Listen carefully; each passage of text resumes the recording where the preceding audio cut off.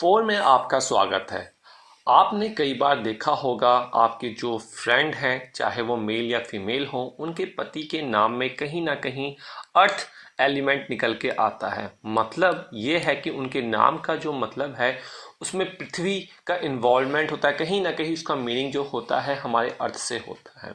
जैसे कि नाम मैं यहाँ पे आपको दिखा रहा हूँ, किसी का नाम अवनी लिखा हो, अवनीश हो सकता है, अवनीता हो सकता है, अवनी हो सकता है, बानी हो सकता है, भूदेवी हो सकता है, भूमा हो सकता है, भूमि हो सकती है, भूमजीका हो सकता है, भूमिका हो सकता है, भूमिका, भूमजीजा। इस तरीके से नाम, कई प्रकार से ऐसे नाम हो सकते हैं। इन सभी का मतलब कहीं ना कहीं पृथ्वी तत्व से संबंधित है।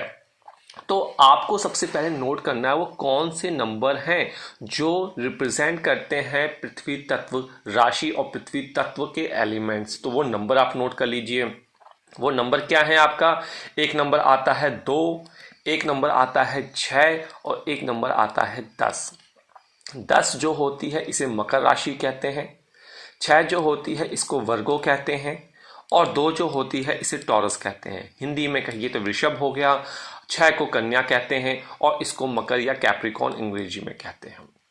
अब ये जो 10 नंबर है किसको रिप्रेजेंट कर रही है? शनिदेव को, क्योंकि शनिदेव की राशि है। 6 नंबर जो होती है ये बुध की राशि होती है। 2 नंबर जो होती है ये शुक्र की राशि होती है।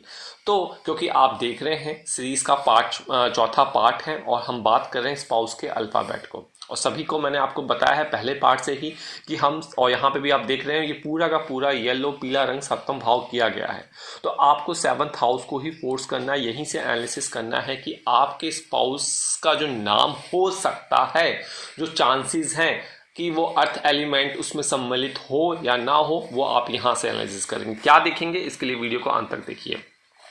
साथ ही साथ ये उन लोगों के लिए भी बेहतरीन हो सकता है जो कुंडली मिलान कर रहे हैं या जिनके पास से रिलेशनशिप के लिए रिश्ते आ रहे हैं, या फिर जो ऑनलाइन मैट्रिमोनियल वेबसाइट पर जाकर शॉर्टलिस्ट कर रहे हैं मेल और फीमेल को, और 10-20 शॉर्टलिस्ट कर लिया, उसके बाद वो किसी एस्ट्रोलॉजर के पास जाते हैं, किसी क्या हमारे पास भी आते हैं कि हमारी 10 में से मैचिंग कर दीजिए, किसके साथ मैच हो रही है। तो इसमें क्या होता है, 1-to-1 मैचिंग में उनके कंसल्टेंसी के चार्जेस भी लगते हैं ज़्यादा।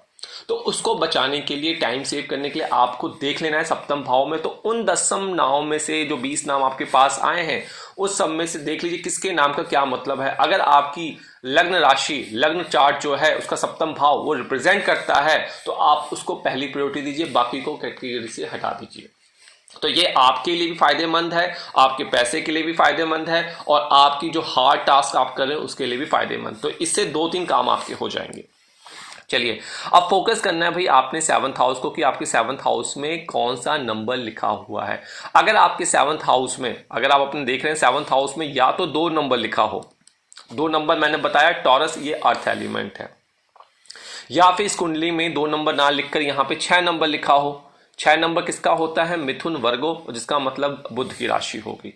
6 नंबर हो गया, या फिर यहाँ पे 10 नंबर लिखा हो, मतलब या तो 2 नंबर, एक, इन तीनों में से कोई एक नंबर ही लिखा होगा। अगर इन तीनों में से एक नंबर लिखा होगा तो आप यहां से आइडिया निकाल लेंगे कि आपके सप्तम भाव में अर्थ एलिमेंट आया है, और कहीं ना कहीं आपका भावी जो आपका हस्बैंड, स्पाउस, वाइफ जो होंगी, कहीं ना कहीं उनके नाम में अर्थ का रिजेम्बलेंस हो सकता है। अगर मान लीजिए कोई मेल है, उसकी वाइफ का नाम अगर मैचिंग कर रहे हैं, या फिर कोई नाम ऐसा आया है आपकी कुंडली में कि इनमें से कोई नाम है, तो वो आप कंसीडर कर सकते हैं कि आपको कुंडली मिलान उसके लिए जाना चाहिए, उस प्रपोजल को आपको कंसीडर करना चाहिए। ये तो हो गई अगर 2, 6, 10 नंबर। एक और केस यहां पे आता है कि अगर यहां पे 2, 6, 10 नंबर ना लिखा हो, परंतु यहां पे शनि बैठे हो और यहां पे शुक्र बैठे हो और बुध बैठे हो, तो ये भी कहीं ना कहीं एक आइडिया दे देता है। यहां के केस में मैं कह सकता हूं अगर 10 में से आप कहेंगे तो 10 में से 80%। अगर यहां पे सिर्फ नंबर ना लिखे हो, ये प्लैनेट बैठे हो, तो कहीं ना कहीं यहां पे 10 में से आपको मैं कह सकता हूं 5% का। तो देखिए अभी आपके डाउट्स बहुत होंगे, क्वेश्चन बहुत होंगे, इसलिए पार्ट में हिस्से बन रहे हैं। जो डाउट्स हैं मुझे पता है क्या डाउट होने वाले हैं आपके, तो उसकी हम बाद में बात करेंगे, आगे के पार्ट में बात करेंगे। डाउट कैसा हो सकता है कि अगर यहाँ पे अग्नि राशि हो, पृथ्वी तत्व का मालिक बैठा हो, ये सारा चीज मैं कवर करूंगा आपका, लेकिन आप धैर्य बना के रखें, पेशेंस बना के रखें, धीरे धीरे आगे चलिए, खुद एनालिसिस करना सीखिए। चलिए ये तो केस हो गया भाई जब आपका यहाँ पे ये नंबर की राशि बैठे हो। या फिर अगर आपकी कुंडली में आपकी 7th हाउस का जो भी मालिक है, 7th हाउस का कोई भी लॉर्ड हो सकता है, अगर वो कुंडली में ऐसे घर में बैठा हुआ है जहां पे 6 नंबर लिखा हो, या फिर किसी ऐसे घर में बैठा हो जहां पे 10 नंबर लिखा हो, या फिर कहीं भी बैठा हो जहां पे 2 नंबर लिखा हो, कुछ भी हो सकता है, किसी घर में बैठा हो जहां पे इन तीनों में से 2, 6, 10 में से कोई भी नंबर प्रेजेंट हो, तो वहां से आप आइडिया निकाल सकते हैं आपके स्पाउस का नेम कहीं ना कहीं अर्थ तत्व से होगा, अर्थी एलिमेंट उसमें से निकल कर आएगा। तो आज सिर्फ इतना ही, आगे हम बात करेंगे आपके एक और तत्व की, जो वायु तत्व की राशि से कैसे पता लगाएंगे कि स्पाउस के नाम में वायु का समावेश होगा। उसके लिए अगले पार्ट के लिए जुड़े रहिए। साथ ही साथ आप ये टिक देखते आए होंगे, इस तरीके से आप हमसे कंसल्ट कर सकते हैं, जुड़ सकते हैं, और हमसे इंस्टाग्राम पे अपने चार्ट शेयर कर दीजिए। वहां से आपका 15 से 30 दिन में कोशिश होती है रिप्लाई किया जाए, और धैर्य बना के रखने की आवश्यकता है आपको। आज बस इतना ही। सब कमेंट से बचें, अपने नंबर ना शेयर कीजिए। हमारी तरफ से किसी प्रकार की कोई कॉल विदाउट अपॉइंटमेंट नहीं ली जाती है, दी जाती है, और ना हमारे नंबर इस तरीके से शेयर किए जाते हैं। तो सेफ आपको रहना है। नमस्कार और जय माता दी।